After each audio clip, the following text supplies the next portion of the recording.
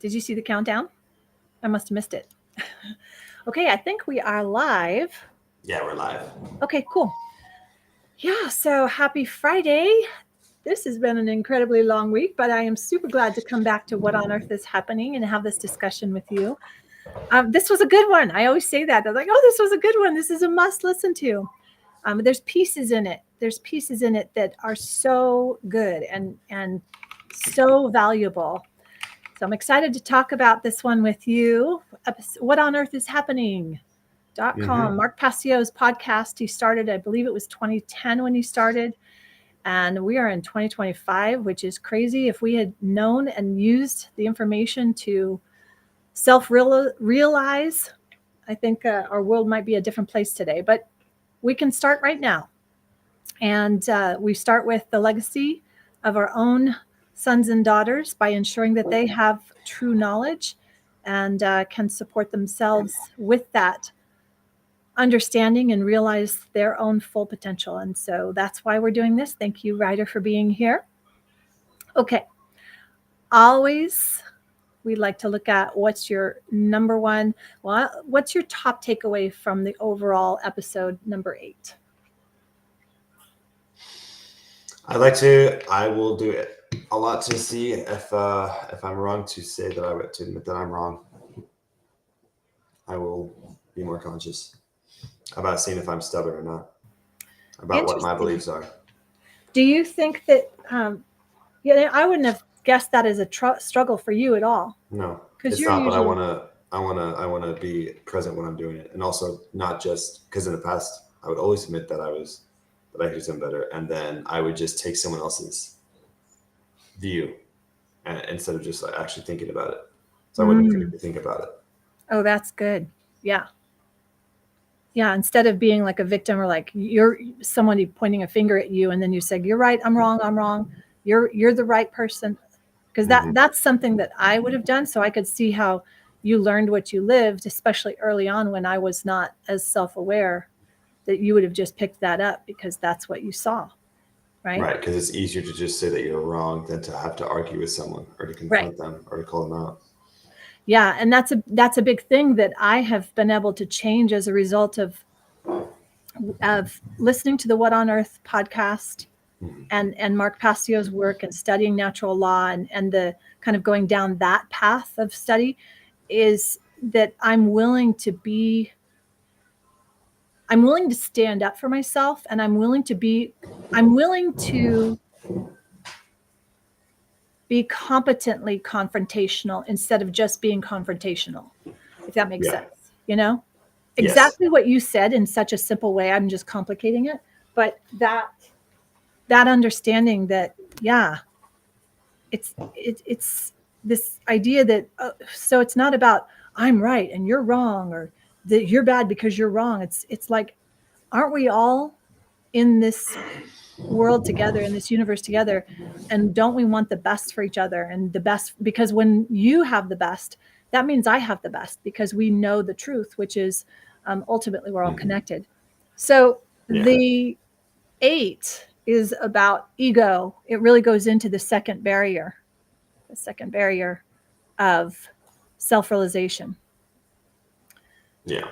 The first one being the 5 senses, being stuck in the 5 senses of that's the only thing of reality, which is in and of itself, as we talked about last week, that whole prison that and being controlled by that. And then he took it further with the ego, and he had a guest on that brought up something so cool and such a great visual. You remember that one? Walter Rhodes? Yeah. And what he said about ego and how he defined it and how ego was developed. Yeah, because it's a necessary tool to keep you in survival. Like you need it. To help you survive, exactly. Not necessarily keep you in survival, because we don't want to be kept. But because I think that is what then happened. And it's interesting to me because one of the first things that I read in Scientology is when I was very young, is that, and I mean in my teens, was that the answers to everything. I think it was the first book I read, Fundamentals of Thought, and the answer was that the kings searched for this for centuries, and the answer is to survive. And I was like, oh my gosh, from this perspective, it's like that's the ego talking straight up. Yeah. That's pure I ego. don't I don't want to survive. I want to live, Mom. Yeah, live and thrive, and yeah, exactly. And it's interesting. So now looking at from the perspective of, okay, so ego identification, and really that. So if you identify yourself as that doing that role, you've separated yourself out from your true self in that moment. And yes, you might survive as that identity, but the bottom line is, and we all know this, your body is at some point going to die. And like, get over it, so that you can then thrive as the life force and the true self-actualization, instead of like, well, now I have to, be this character. I'm reading a bio on Elvis Presley. So interesting. And it's it's kind of heartbreaking. I didn't realize he was 42 when his body died. But well, that's actually an example I was going to say immediately after, is that, don't take it to the extreme where you live every day without fear of consequence, and live every day like it's your last day, because that's the other end. Yeah, the other way to live, because there's like, if I were to live every day that way, it would be very different, because I do specific things where I take one day and do nothing to rest, so the next day I can work hard again. But it's not necessarily fun, and my entire day is gone after that. But that's a sacrifice I'm willing to make. But if it was my last day on earth, I mean, is that how I would want to spend it? And people like Elvis, he lived every single day to the mat. Like, he enjoyed life in every single aspect of it, or he enjoyed life or whatever. Like, he spent it the entire time. Actually, maybe from an outside you would think he was coping though. It was like coping with like the kind of the not pressure, but the attention and the fame. Because it was so much. I think there's so much. I think there's so much, and knowing that his brother died, his twin brother died minutes after he was born. You have the life of those 9 months in the mother's womb were so incredible, and he had another life. I mean, it's just, oh my gosh. Anyway, it's kind of off topic. So what I want to go over, so I want to talk about how and I want to get your view on this. When Walter Rhodes said, you're in the forest, and the ego came about because at this pre-ego, we're all one. There's no separation. So then looking at the ego, it's that you then can differentiate yourself and identify my body, my arm. If I don't move my arm out of the way, it's going to get hit by the branch, the branch, that branch, as opposed to, it's interesting to get your mind around that. No, it's a really interesting thing, because it really is. It's just showing how, either through the years of manipulation or however it was done, like, it's completely been corrupted into something just completely, like, even saying ego, nobody thinks of that as a good thing. If you were to say somebody ego, their word association with that would be like somebody who's, has massive identification problems, massive, that's what they would think about, instead of, oh, this is what that means, is it's not who you are, but it's part of you. Like, that is definitely one thought pattern. So Rudolf Steiner, and because I had a lot of Waldorf interest when you were growing up, and I wanted to educate you. Make sure you don't suppress yawns. Yawn if you need to. So Rudolf Steiner did not have a negative view of the ego, but I didn't understand it as the depth of what I understand it as now, as far as it's being a tool. I understood it that it was your unique expression in this three-dimensional world, which I really liked, and I honored that. So when I was observing others, most especially my sons, that I honored and loved to see that natural individual expression of you and your brother, totally different, unique egos, right? Yeah. And how they express. And so I didn't necessarily ever have a big ego um, feeling like, oh, an ego thing, like the way folks now just overuse narcissism, and he's so narcissistic, or she's the sociopath, and he's this, and all these labels that are identifying and misidentifying an individual who has been literally separated from their wholeness, Yeah. thus separated from from all of us as a wholeness. And I think that that's what we're seeing. But one of the things, because of Mark Passio's experience of being in the dark occultists, is that he saw what their fundamental beliefs were, and that they are so entrenched in the belief of the self-preservation, and self-preservation with the lower s, ego s. So they're completely inverted with regards to do anything that you have to make sure your identity survives. And that's what I think we're seeing. And then we're seeing it kind of in this dwindling spiral. I see this with the large language model that's now they rebranded it as artificial intelligence, and now AI and da da da. But all it is a large body of knowledge, information, right? That is taking and From something that's supplanting. What's that? predetermined, right? It's taken from something that's already been written down, right? Well, no, I mean, it's already making up stuff as well. So, but what Yeah. I'm saying is that it's supplanting the unique individual imagination of an individual, that connection to their wholeness, their higher self. And it's a tool. And it reminded me of when he was saying how the ego, it was originally a tool, and then it becomes inverted to become the slave, the master, right? Then it's now the ego is the master. And I'm seeing that trajectory is kind of playing out with the large language model that's seemingly taking just kind of assimilating, like the Borg. Do you remember the Star Trek Borg? Yeah. Mm-hmm. Anyway, so I wanted to touch on that, and then I wanted to touch on this concept. Ego stops looking at truth, and it exists as a certain event. Denial of reality. Denial of reality is cognitive dissonance, which we see a lot. So I wanted to ask you about that specifically with regards to, do you see that in your world?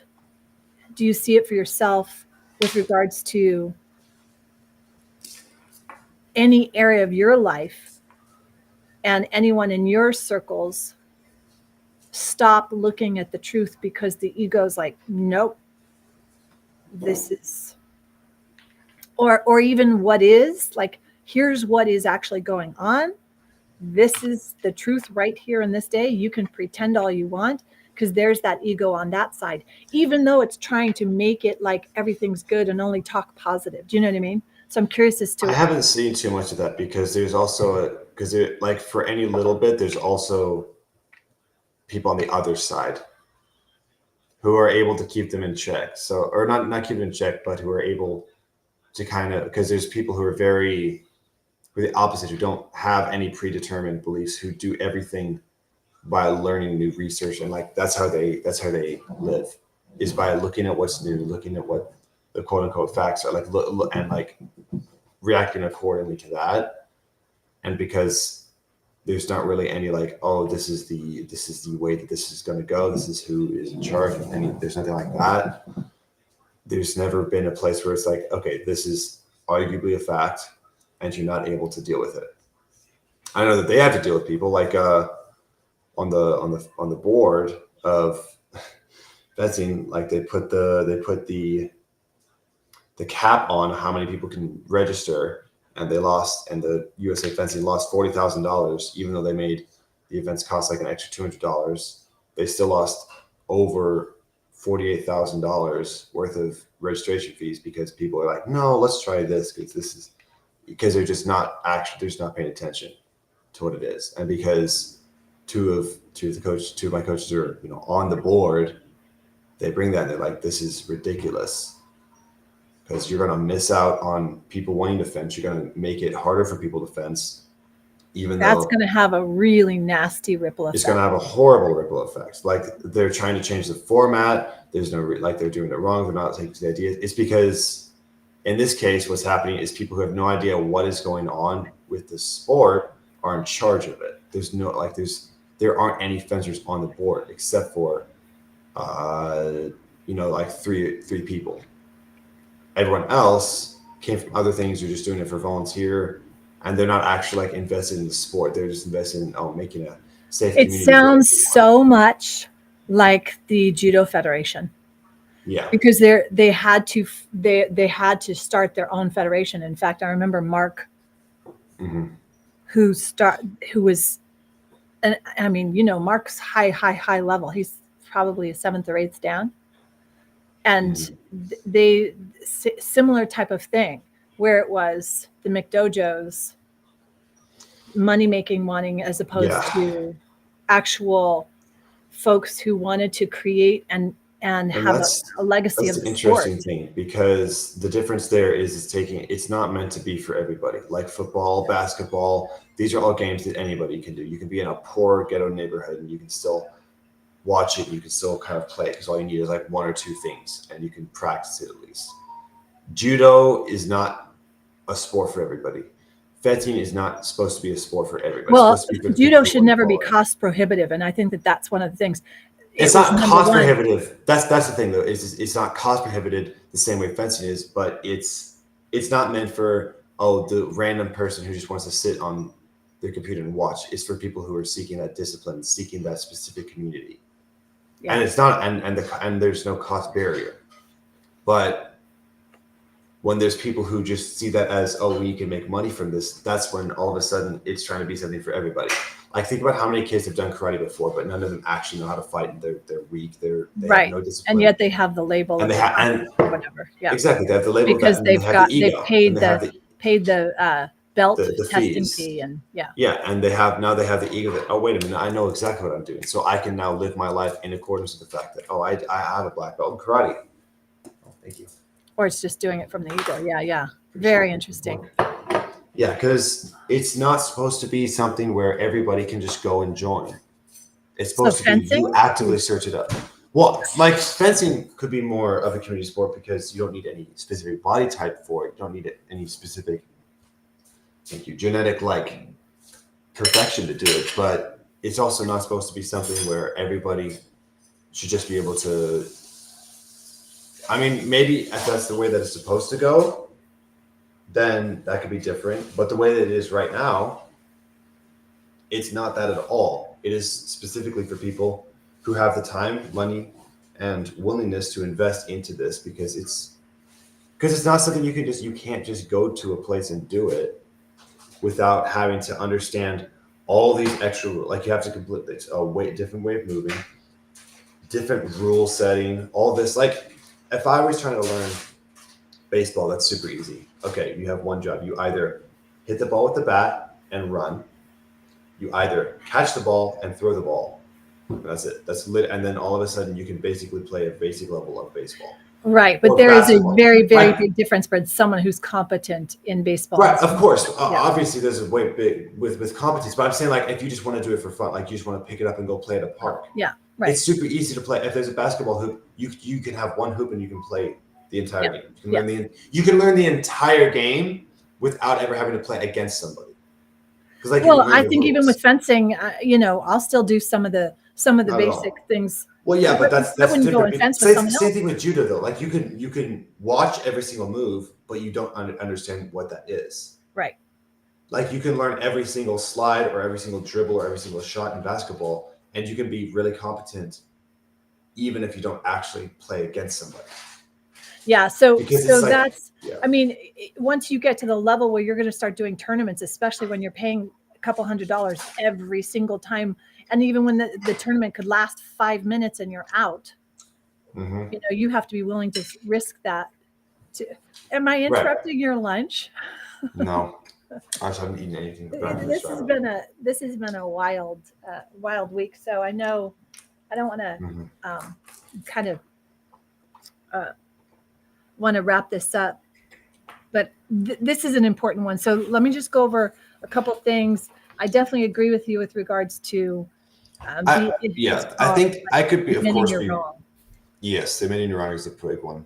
I mean, And I can be. and that's where, gosh, could you imagine if those in the board at the USA Fencing could admit actually they could made a admit wrong they're decision, wrong? but they're not going to do that because the CEO is a guy who has very open like crimes. Not I mean, I guess not crimes, but just not a trustworthy person, and it's very out in the So open this with is where crimes. this really bothers me, especially when I go into situations, cities, businesses, and I start hearing the rumors. He did this and he did. I said, why aren't they in this room? Why aren't they in this room either being able to speak up for themselves or being called out directly? And there's too much of this. I He said, understand she said, that, they but it's should. not he said or she. It's like there was a list on the Olympic. Okay, so I Then will explain this why aren't they held accountable? Because it's all money and it's all corruption. So he Bullshit, was the head. bullshit. He was the That Olympic. He was the CEO of wrestling, or not of so wrestling, what? of weightlifting. So what? So one of the He's still an athletes. individual, can be held accountable. And that's Yes, the exactly. problem, is they're not being held accountable. Each of us are not holding ourselves accountable. Therefore, we're not holding another accountable. And that's where we have to take the responsibility and say, that's it. So even if it is you writing a letter to this individual, stating this is what's happening. This is not okay. This is unacceptable, and you are now personally liable for the expenses, et cetera, et cetera. Mm-hmm. No one's doing that. No one's doing basic, fundamental common law. That letter right there is laughed at because you also have no power to hold them accountable. What are you going to do if you send that letter? You're saying that, but see here it goes again. That is misidentification. That is ego identification of saying, I have no power. I have no power. You have no power. They have no power. We've been dumbed down to the point where we think we have no power. But what's that letter going to do? What's that letter going to do, though? What is that letter going to do? So it's one thing, and then you write another letter, and you write another letter, and you communicate it, and you take the action. Each time so just it goes into a shredder, and they're going to live their life because that's how they've been raised. Their ego identification. But it's just now all you're doing is putting your energy towards the wrong way. There are other ways to fix it. Yes, because there are other ways to solve that problem. You want to take somebody out and hold them accountable, you need to either find the people who can hold them accountable and write the letter to them, not to this direct person. If they are a bad person, then they would have already done that. So okay, then yes, and do that as well. But the bottom line is we have to start right now where we are, right? It's like with Mark Passio. He could have said, I got better things to do than do this podcast. If he hadn't done his podcast, I wouldn't know what I know today, even though I've only gotten but that's different than that's not writing a letter. That is speaking about it to people. That's a different thing than what you're saying. Because Mark is not holding anybody accountable with this podcast. He is giving names. He's giving information. He is not holding anybody accountable. The entire time he's talked about the occult, he has never listed a single name. He has used vagues during this, and it's still really helpful. And I was going to talk about this, which is how I'll talk about it later. But he has not held a single person accountable, even though he definitely knows a lot of specific names. Mm-hmm. Whether he is scared because he knows that they can get to him, or because he doesn't think that he can do anything about it. He is giving information so people can think for themselves. He has not held a single person accountable. The entire podcast. At least thus far, he has not said a single thing about a single person who we can immediately go and do something against. Yeah. This podcast was for us 15 years ago. He started this by saying it was in September or whenever the episode was September of 2010. Mm-hmm. And during this episode, he says, it's scary because I don't know if we can actually stop this at this point, because he was talking about the oil spill. He said those exact words, and it's been 15 years later. He is still doing the show. The change is negligible. It has gotten worse, out of hand. He is still willing to do the show, which I commend him for. But there's not a single bit of action that has been taken since then. At least, and that's totally fine because not a lot of people are watching it. That's totally fine. I don't believe there's not been a single action. I don't know. There not. I don't mean action that way. I know individually, there's definitely been action by people who have listened to it, but like actual results out in the world. Oh, this person was taken down because this group of people rallied. That has not happened. Individual action has been taken, as in we've all grown smarter and more aware and awake. Mm-hmm. But nothing has been rallied. There has been no call to arms. There's been nothing like that at all. Even during COVID, how many times were there people saying, "Oh, we're going to do this and we're going to have this happen. We're going to all, come together and we're going to fight."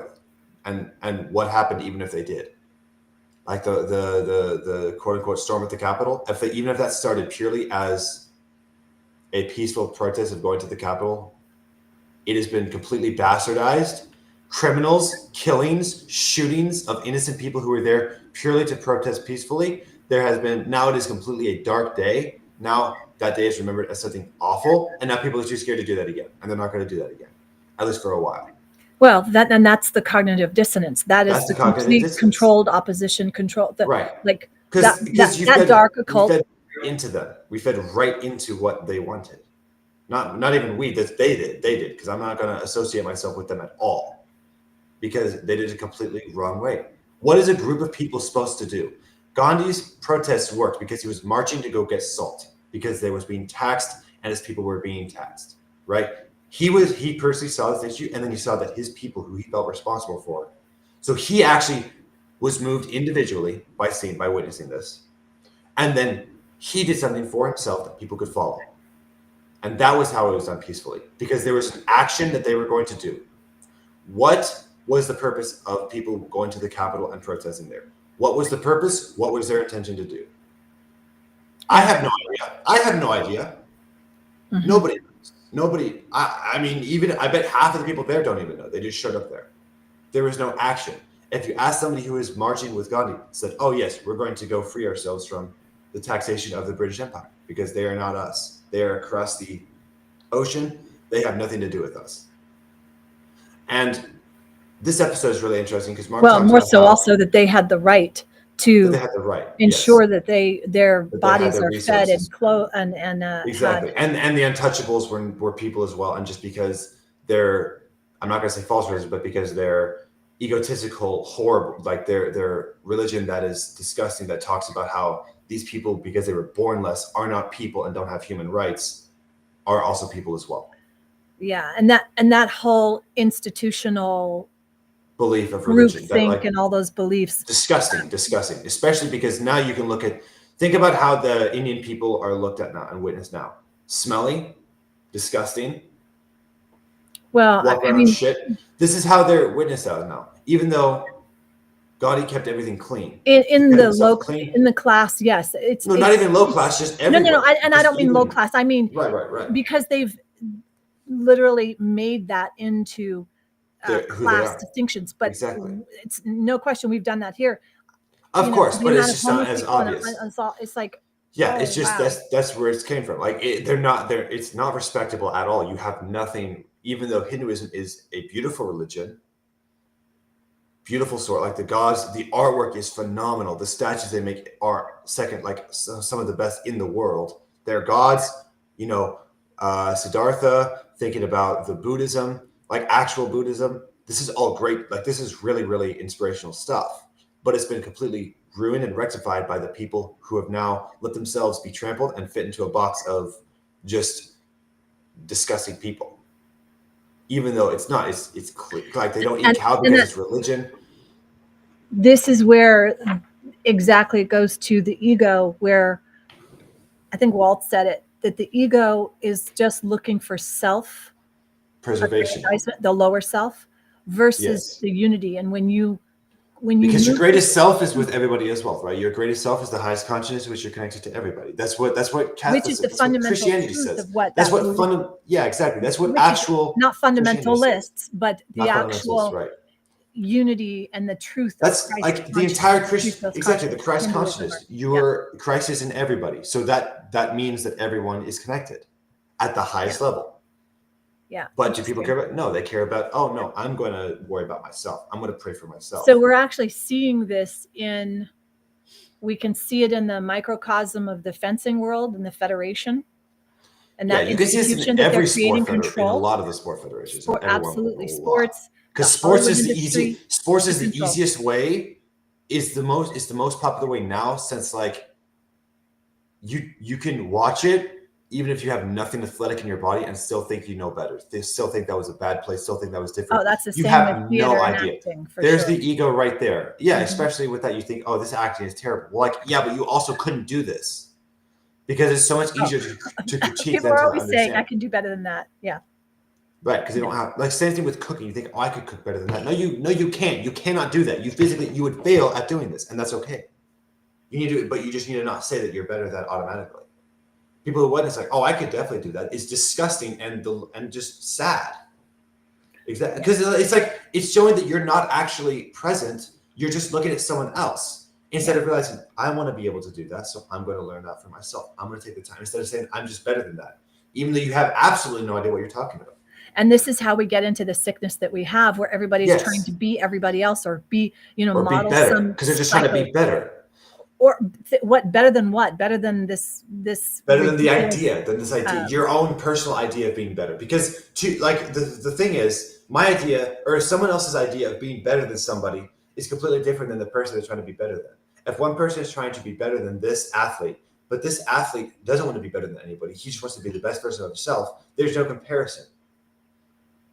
If you take somebody who is the greatest at their sport, they're always there's no one for them to be better than. They're always striving to be better than they were yesterday, which is purely like themselves. That's why they train. That's why they fight hard. But then somebody who's trying to just be better than them will never catch up, ever, because they're comparing themselves, because they're not being themselves. Yeah, right, exactly. Whole. So their self-realization or self-actualization will never happen, because fundamentally look they at are. This. They're fundamentally, they're always going to be below. Athlete number one, every day goes a little bit better each time. This person is just trying to be better than them day by day. Awesome. Where are they going to be? So up here, awesome. And they're always going to be behind. And they're not even going to make it because they're comparing themselves to here. So this is in every category. This is not just in sports, absolutely, though, which is interesting. I mean, this is in school, even in comedy, improv, acting, theater, leadership, business ownership. Yeah, especially leadership, because trying to be an actual leader and then somebody trying to lead just because they want to be better or they can't handle it is just going to be an issue and recipe for disaster. Or to come in and dominate or control. And wow. It's really interesting because there are people at fencing who train purely because they want to win the training bout every single day. And at the start, it gets really annoying because it's a waste of it. It's like, why are you doing this instead of trying to actually be better and try to train your actions? But when you can realize that, wait a minute, it's actually helpful to have these people, because now when you actually want to, you always have this and they're always going to be there. So you can still find people like this and use them for your own personal and for the gain and betterment of everyone else. Because if you get better and you're willing to help others to get better, it is worth using this one sour apple. That's a good attitude to have, for sure. If you can understand it and not take their ego on, right?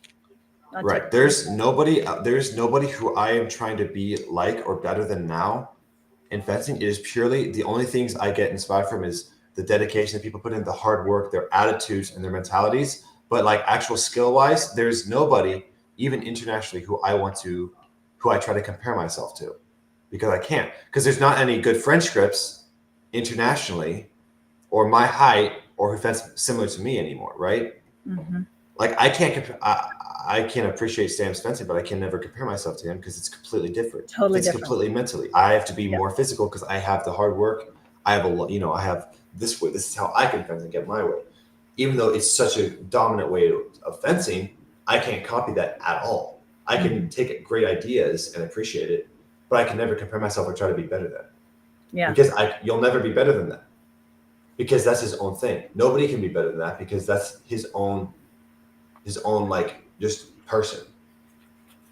Same with like Kano and Siklosi. You can never be better than that because that's just who they are. Like the number 1 and number 2, number 3 in the world all fence their way. Sure, they were trained the same way as everybody else or as anybody else in their country, but they now have their idea. They just go do their job. That's it. Mm-hmm. In and out. If they win, awesome. If they lose, I mean, they're going to go back and win the next competition anyway. So it's okay if you lose one day. Sure, it sucks that you didn't get the gold medal this time. Next competition you'll win. Easy. You're just trying to get just more, win experience, winning fencing. That's all it is. Never trying to compare yourself, never trying to be better. That's it. If you lose, it's not because you're worse, it's because you made up one mistake. Literally let's talk about this. Let's talk about this a little bit because this is right in of where, especially athletes and actors, they identify with the role, winner, loser, it's I'm the award-winning actor. So they become that role, or they misidentify themselves with that role. Leaders do it all the time, right?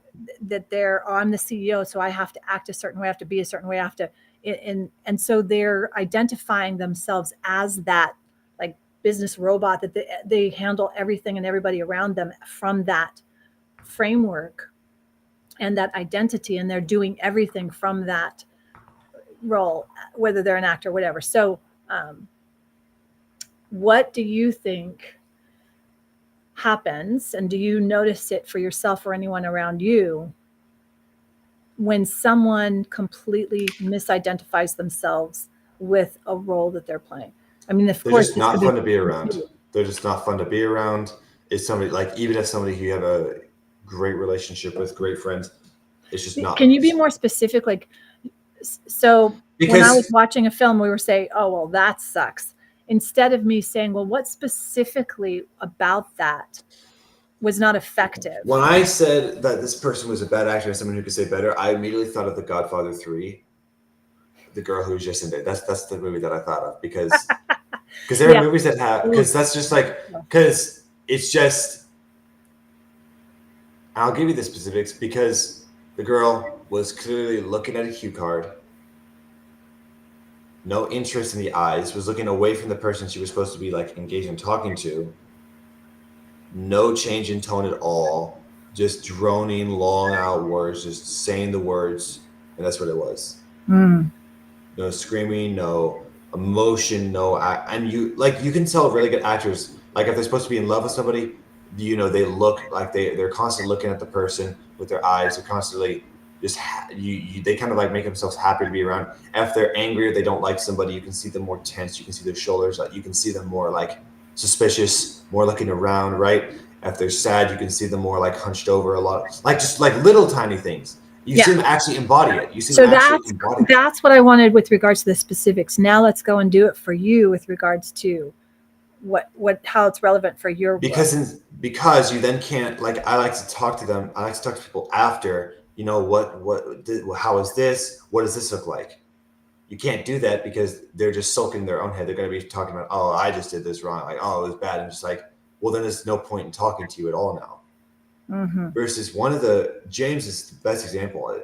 James Sonowall is like, holy smokes, this guy is the most humble fencer I've ever met. No ego at all. He's always trying to win because he's always trying to get better. Like it's a different thing when you're just trying to win so you can be better than somebody versus if you're trying to win because I want to actually like work. I want my actions to succeed and work, and I need to see why they don't if I lose. No matter what happened, if I won or if he won, we could always talk after and see what happened. No matter what, he always worked hard. He was always there. Super, super nice guy. That's somebody who I try to like base myself and I see as like an inspiration. Not his fencing skill, which is really, really good, but also the dedication, the mentality, and just genuinely just being a good person towards it, like on and off. And getting pissed at yourself, letting that happen, like, swearing or whatever, and just getting mad. And then being able to then immediately go, okay, so why didn't this work? How did this not work? Instead of just thinking, wow, I felt like an idiot. That's why I lost. That's the dumbest. That's not very useful. Yeah, exactly. you could in any sport. Wow, that was a stupid shot. Why did I take that? Like if you take a 3-point from like really far away, that was a stupid shot. What do you mean? Why was it stupid then? Mm-hmm. Why would you do that then? If it's true that you fence like an idiot, no, you are an idiot. If that's how it is, it's not that you fence like one. No, you are an idiot. If that's all the only takeaway you got. Mm-hmm. So to make yourself not an idiot, okay, what is fencing like an idiot? What is running like an idiot? What is you know, jiu-jitsu? I don't really think there's anything there, but like, oh man, I did this thing and it was really stupid. Well, why was it stupid then? What gave you the idea in the first place? Why did you think that was a good idea? Yeah. And then if you have an answer for it, all of a sudden you're not an idiot, you're a genius, you're learning. You can learn from the mistake. So that is a perfect example of what wisdom actually is. Mm-hmm. Because when you are stuck in the ego and that left brain function of that only, you're like, I'm an idiot. That is the black and white, I'm an idiot or I'm the best, versus the wisdom that it takes to actually look at the whole picture and see and everything you were just saying, uncovering that. To me, what you were just saying is you were asking all the right coaching questions for someone who can help pull out the best in yourself or the best in another. Yeah. And James, I do remember him being his energy and demeanor just being so calm and never cruel or exactly. And it's really or, interesting putting someone down.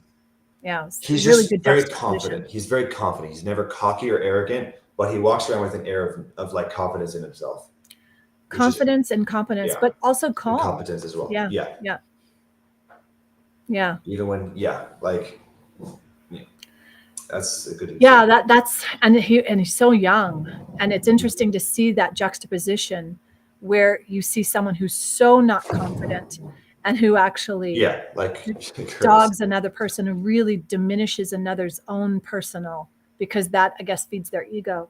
Yeah, really interesting that you brought that up. Fascinating in this world that we live in now. I think it goes back to also what we were talking about last week with the observer mode. Because if you can't observe to be able to see, then you're kind of on an assembly line and just playing out a script that someone else is putting out there for you. And I think something else that I wrote in these notes were around this idea of how our quality of thoughts creates our consciousness. And so just like with you were saying, if your quality of thought is saying, well, I'm an idiot, that's the answer. Well, how high quality of that is that? Right.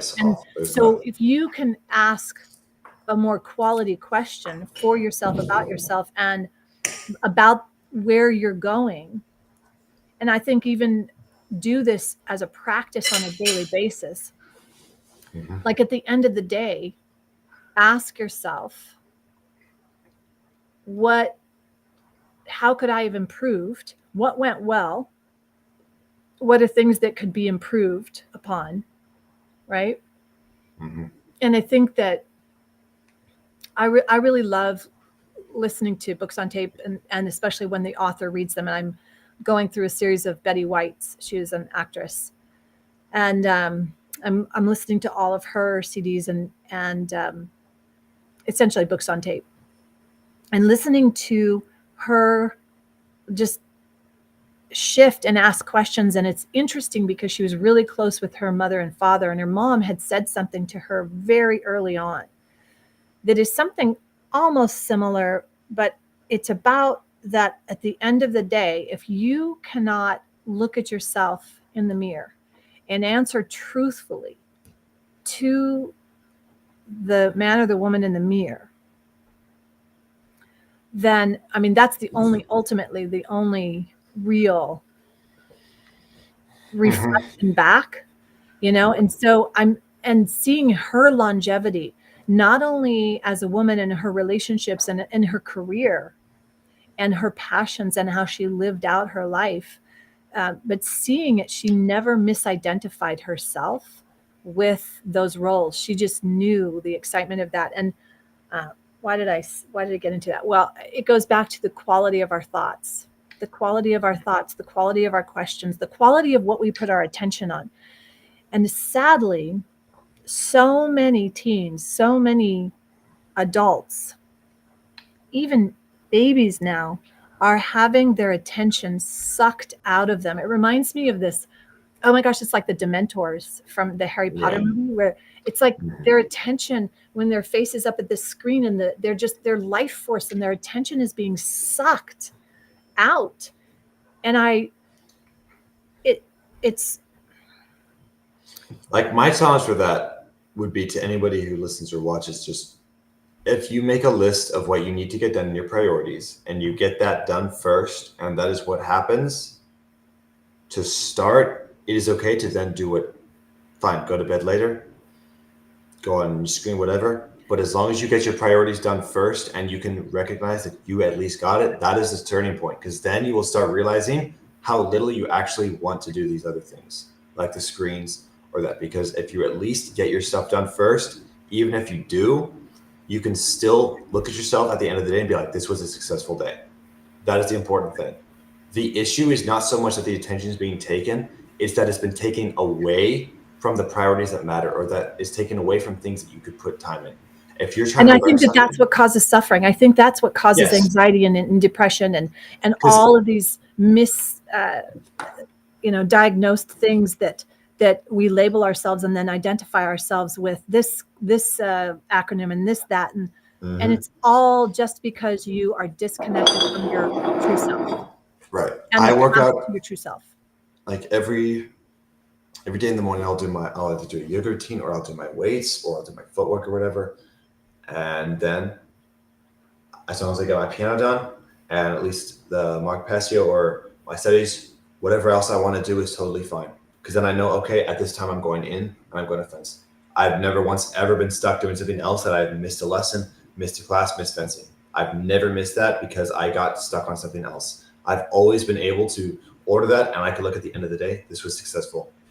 Even if then, I don't know, I just like, even if I just go play with my Legos, or if I just go start painting something for 3 hours, or if I just watch a YouTube video, like just watch YouTube videos. If I get everything done and So I hear that, and I love that. I love that about you. That's the start. And That's the start that people should try to start. Like, even if it's one thing that you can actively put down, complete, and then say, okay, I did this. Now I've already spent the time putting myself forward. Do I want to do this action? Is it going to take me backward, or is it at least am I still going to be in that positive? Because when you just wake up and immediately go on your phone and immediately go, and you don't actually get anything done first, or you don't get anything done at least at this, like, multitasking is bad, but if you can still, if it's some people, especially nowadays, it does help because to multitask. because they need to have something going on in the background. So then that helps them focus. Because if there's too much emptiness, think about white noise. I disagree completely. That is different. That is because you still have the idea that you can still focus entirely on one thing, but kids. That's because I know that's where your power is. Right, that's where your power is. But also, it's different now because kids are they have so many things going on in their household. They're focused on this screen. But it's wired their brain in a right. So you need to so now you can either fight against that and then have them be angry or push against it, or you can use that at least a little bit to help free them to start. So, for instance, if we're trying to teach them footwork, okay, you have to give them something else. You have to give them another goal as well. I want them to do advances and retreats. Okay, 3 different dots, 3 different colors. You move forward and backward. When I give you a signal, you have to go to this one. That's so you're gamifying it. Exactly. Mm-hmm. And all of a sudden, they actually do the proper form. They do the proper footwork, and now they're focused again. Instead, okay, please do advances down, up and down the strip. You can't do that anymore. That is impossible. Kids are too dumb to do that. You need to help gamify them to help it understand. Because instead of them, going outside and learning to be scared of certain things, or learning how to deal with these, like, kids aren't naturally afraid of things, right? They learn to be afraid of them. Well, now they don't even get that opportunity to go out and explore and see what's dangerous and what's not. They're just constantly indoors, constantly on their screen, constantly on their phone. And they're totally Right. disconnected So from their if you want, imaginative, powerful, exactly. So right you brain have to and give creative them, force. some way of at least using that little bit, because otherwise, what's the point, right? What is the, okay, if you just want to say, okay, we're going to focus since then, nothing, no games, nothing else. Well, then it's even more of a waste of time, because it's also wasting your time. Yeah. Because Yeah, you're not actually getting anything across. So if you want to actually do it, okay, use the same amount of time, maybe even less time, but make it a game. Give it's them how do you something else to engage do. them and keep them engaged so that Exactly, they can, because at least this way they're doing it properly, and they have a purpose, and they're getting that at least a little bit of competitive spirit. mm-hmm. Otherwise, they don't give a shit, and it doesn't matter. Yeah, They're just little. helping them progress a little It's just bit. babysitting, right? Right direction. It's like, what do you want to do? Do you want to babysit them and just watch them so they don't kill themselves, or do you want to actually push them forward a little bit? Because those are the odds. That's what's going to happen when they're young. Because now they don't have any safety nets, right? They don't know that this hurts or this doesn't. Like, they're just going to run around, run into the walls, fall over, trip. I pray that we can turn this world around, and that, yeah.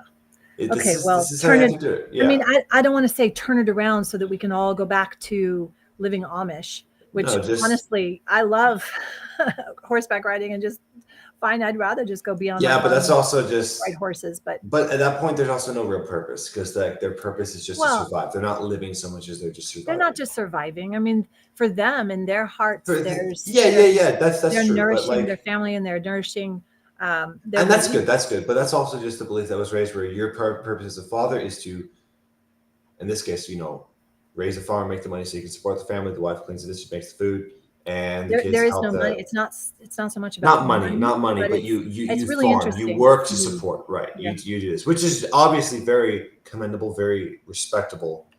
But there's no extra fulfillment. Like, you remember the Quaker's Son, that book we read, where he wanted to paint pictures, but his father was against it because it had no purpose, because they were Amish. But it's like, and then he finally learned, like, okay, yes, let's make this. It's okay, because it's like, that's okay, but that should never be in question. You should never have to hide something like that away. Yeah. In the first place. Yeah, there's no cut and dry thing. There's no exactly, and we've got the one gamut of the reality where you walk into a dollar store and see just the or Walmart or whatever, the typical, where there's just zombie land, and it's everybody. What I was going to say is, unhealthy. It's just, and then the other that are aware. The what? As a counterpoint to the Amish thing, which is, Mark was talking about how, going back to there with horsebacks and buggies. Well, no, you can just make a better way. You can just have a better energy source. The water-powered cars, which we could have, and we know that it's available. Electricity from the atmosphere.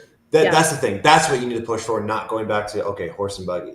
Because horse and buggy is good, but also you need to also know how to take care of the animals. You need to know how to, in a proper way. Because the thing is, it's at a point where you have to spend so much. It takes so much time to learn how to take care of them properly. Even a lot of people who have animals don't take care of them properly, and this is why they get sick and die, and they have to put them down and have to get a new one. Instead of embracing this animal and letting it live its full life with you, because it's still in a place where you're putting this animal in quote unquote slavery. Some of them want to work, but also some types don't, and you're not going to know that. You're not going to have that experience if you just go back. Yeah. Some horses love to work, love to push, and love to because that is what is similar to what they do in nature and the wild. But others would rather do things that are showy or prancing around, because that's how they not fight, but that's how they interact with the rest of the herd. So you have to understand bit by bit versus okay, why not just go forward with what we have? We have great tools. You just use them properly instead of just find ways of otherwise. Because think about the progress we've made, how it's kind of slowed down in a sense from when we had the wire, right, the telegram wire, to then making actual phones with the wires, to making the wireless phones, to making these cell phones and all this stuff. Well, what I know now about Tartaria and what we had before, and especially now, just looking at the whole how the pyramids were created, and that it really was sound frequencies, and we have been stuck with this only what we can see, hear, taste, smell, right? And that idea, that idea, you know, I certainly wasn't taught. I was taught that the slaves had to slave and build the Egyptian pyramids, and now it's completely like nope. It was all done with sound and vibration and frequency and tones, and how did we get so far that that got completely annihilated, that they just destroyed all of the information of generations and even the giants, and it's still bizarre to me that there are people that would hear me saying that and think that I'm crazy to say that there were literally giants, Because they those said that were this was the Antichrist, and they said that this was against whatever religion you believed in, because it's power. Because sound, you cannot actually see it, right? You can right. feel it, you can hear it, but you cannot see it. Even any vibration or anything, unless you So can then actually. it goes right to, these are the barriers to self-realization, and I think that Because the iris, right? The eye, mhm, like the window to the soul. This is the first thing that you do when you are born. You're crying, you can't hear anything, but you see. When you finally open your eyes, hmm. and then from a young age, how do you learn how to do things? By seeing what other people do. Only recently. There's so much more, and there's intuitiveness, and there is a Yeah, sense of intuitiveness. clairvoyance, so clear voice, But that's clear why that's what's hearing of happening. truth, clear um, ability to see the future and to see the potentialities, and then choose from a place of wisdom what kind of future we're going to collaboratively co-create together. And that's what's been removed, is literally these like these multiple skills and abilities that were native to not humans, because even the word human now it was corrupted, and so who we really are, our true selves, far more than what we believe as ourselves in these physical bodies. We had much more our ability to perceive, our ability to understand and have clear um, cognitive vision. All of the, I don't want to say, so clair means clear, right? So clairvoyance, clairaudience, clair, all the others, right? That those are natural to a higher level of self-awareness, self-recognition, and that's where, Yeah. I have to come back to, okay, what's something tangible that I can get done today, right now, with the identity of Stefana, Right. with this body, with this dimensional interface that I am co-creating with my precious sons, and Yeah. my environment, my community, that I can collaborate while I'm here on this, in this dimension, in this plane, and instead of getting sucked in. And I'm going to admit it, I love going onto my Facebook and watching haircuts and hair colors, and Yeah. they know me, right? The whole algorithm knows me, because And it'll like put it that's right in one thing front of me. where this was like it's kind of okay. What? Like it's okay to have those little interests as long as it doesn't take away from you. If you No, that's I'm like very intentional about it, yeah, and it's exactly. so If you're funny being to intentional, see totally fine. when I'm like, oh, that's so exciting, and they're really good. It's really good. I'm like, oh my gosh, I have to admire that it's perfect, like cut, and it's like, oh, and it just leaves me wanting more. And I'm like, and then I'm done. I'm like, but yes, it's funny to observe that, and at the same time, I'm Yeah. not where I want to be Right. in all areas of my life, and I have work to do, and I want to continue that, um, and so I guess this is part of the path, you know um, the fall always, like, yeah. So anyway, Hmm. blah blah blah. Hey, today was great. Great episode today. I don't know who's watching. I wish. Oh, maybe it's me watching. I don't know because it says Stefana Johnson. Well, maybe that's just my stream. Whoever's there, if you want to comment. This is so interesting. I highly recommend. I hope that folks will review the What on Earth is Happening. And there's one other thing that I wanted to say because it was kind of cool. Oh, he went into, which I thought was really interesting. The other caller that came in towards the end said, and it got. Yeah, I was going to talk about this one, the oil spill, because I find that so interesting. I may be different than what you were going to say about the oil spill because the same time this year it happened as well. There was an oil spill. Yeah, and so when Mark said it's a ritualistic way. repetition. I mean, even just now saying that again, I'm repeating this. There is a visceral feeling of just awfulness of like, how can people be so stupid and so awful to create that? Why would they? Because they are. That's their statistic. That's just how. Same way they've been lit. Like it's just a cycle of being raised. Yeah, it's the satanic self. The reason you can't see that is because, for all their faults, your parents still raised you in a place where there was still freedom, love, and acceptance, no matter what. Yeah. You still had the freedom to go to New York. And other goodness people did not have that at all. Yeah. Other people, that's the thing. They may have had safer childhood, safer lives, sure, but they couldn't do anything. They weren't free at all.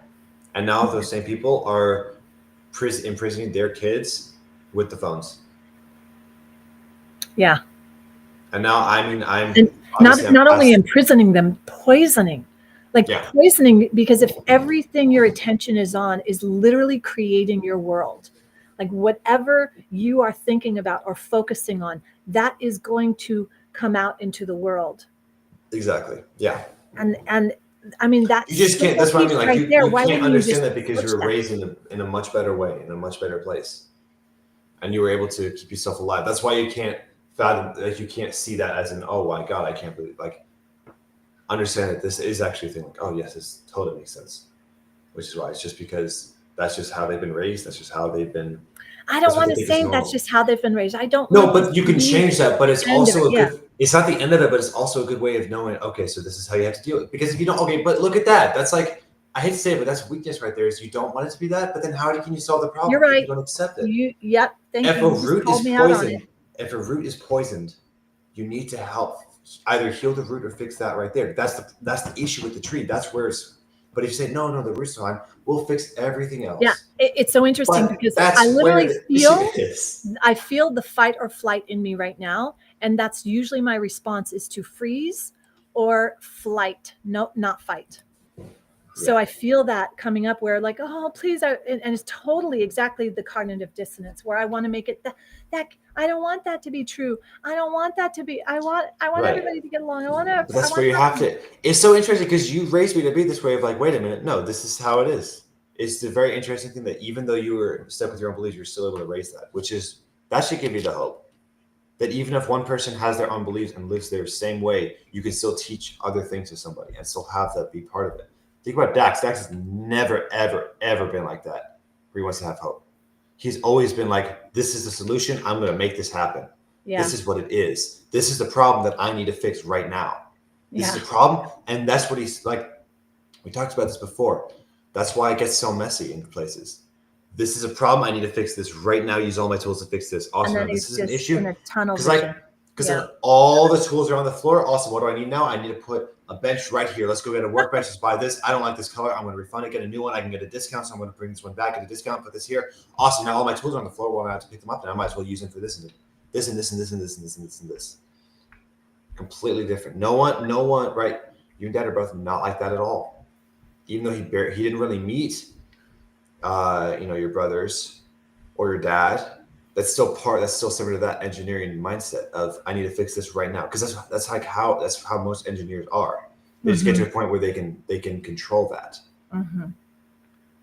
But God, so good. These are really useful. If they're not useful for anyone else, they are so useful and valuable for me. So Yeah. thank you for those. It's really, really, yeah, it's fun. It's awesome. It's good Yeah. because it's the best. This is basically the only education I'm getting right now. History education. Because I don't look at the news. No. Well, the news is not Except education. That's nuts. That's Yeah. crazy stuff. Crazy This is town. the only, Crazy town. this is the only history I'm getting.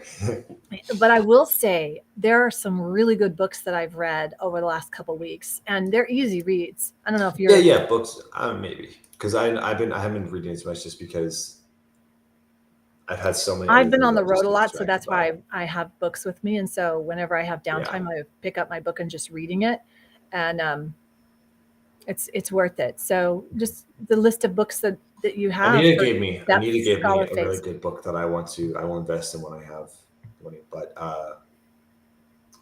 Learn Faster, Perform Better was talking about specifically for musicians and like learning how to do it proper, like singing, because I have a good amount of time to practice, but I'm not. I can like just make it more efficient, make it way better. Mm-hmm.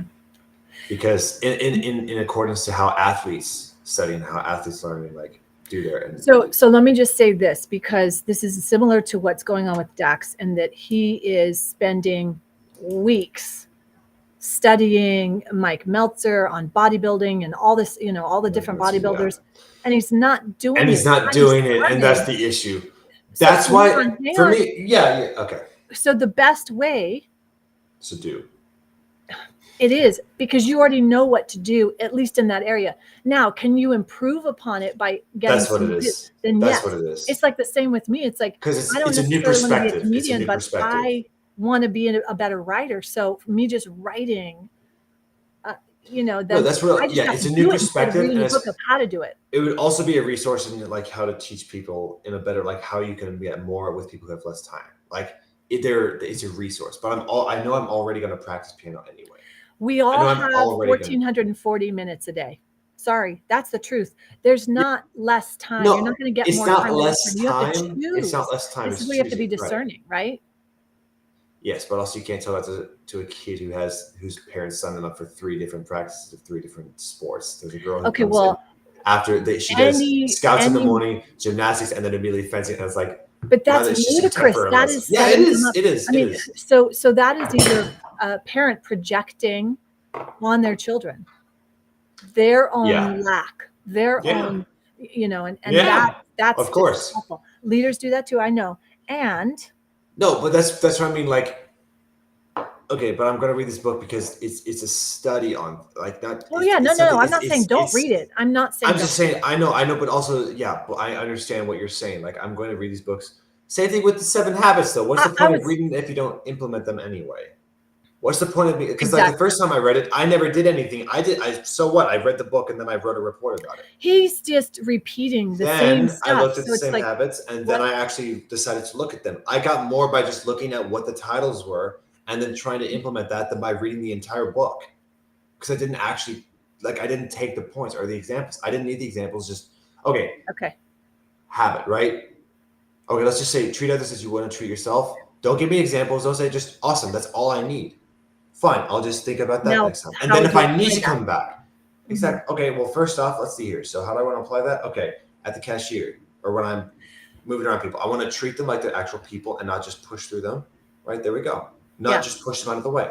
That's a super simple thing because I see people do that all the time. So really, that's where here's your baseline. This is where you will go no lower than that. You will always treat another as you would want to be treated. So if that's your fundamental piece, then you operate based on that. That's where you're operating off of. This is what I value. I value this. This is the behavior that will get me the result of what I'm going towards, right?